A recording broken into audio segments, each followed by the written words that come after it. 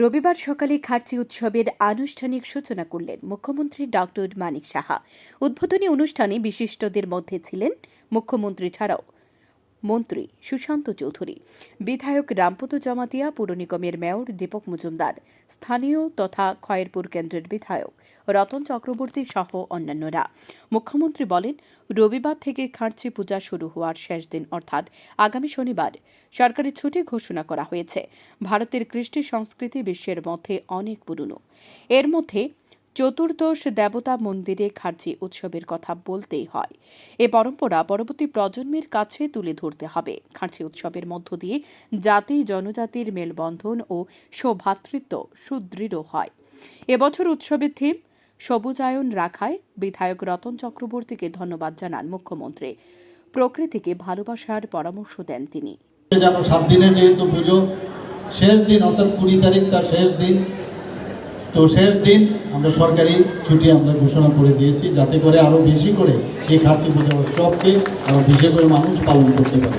তো আনন্দ ভোগ করছি যে এখানে আমি আবার আসতে পেরেছি। এর জন্য আমি রতনদা এবং ওনার কমিটির সমস্ত সদস্যদের আমি ধন্যবাদ দেব।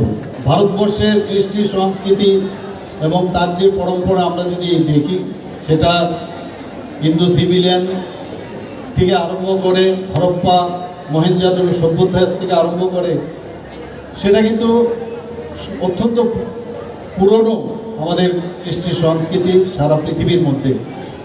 এখানে খার্চি পূজাও তদ্রূপ, তার পুরো ইতিহাস এখানে কেন হচ্ছে। 14 জন দেবদেবীদের আমরা পূজা করি। আমরা অত্যন্ত ছোট যখন ছিলাম এখানে আসতাম এবং এই খার্চি পুজোর জন্য কিন্তু আমরাও বসে থাকতাম, কিন্তু এখানে আসাটা এখন যেমন ব্রিজ দিয়ে আমরা চলে আসছি আরামসে, সেটা কিন্তু তখন ছিল না।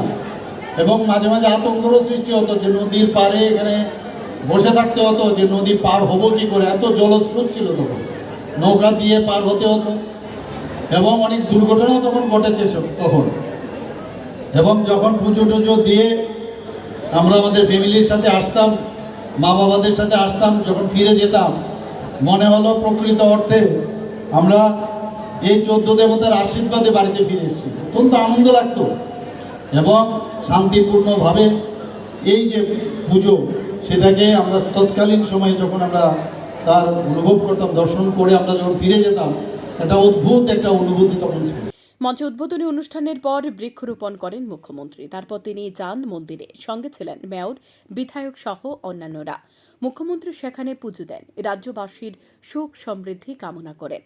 খার্চি উপলক্ষে রাজ্যবাসীকে শুভেচ্ছা জানান মুখ্যমন্ত্রী। এদিকে মেলা চত্বরও কিছুটা ঘুরে দেখেন তিনি। মুখ্যমন্ত্রী অনেকটা সময় ব্যয় করেন এদিন মন্দির চত্বরে। খার্চি উৎসবের প্রথম দিন রবিবার ছুটির দিন হওয়ায় দর্শনার্থীদের ভালোই উপস্থিতি লক্ষ্য করা গিয়েছে। বিশেষ করে মহিলাদের উপস্থিতি ছিল বেশ লক্ষণীয়। বেলা বাড়ার সঙ্গে সঙ্গে ভিড় বাড়তে থাকে। Bureau report, news daily Bharat.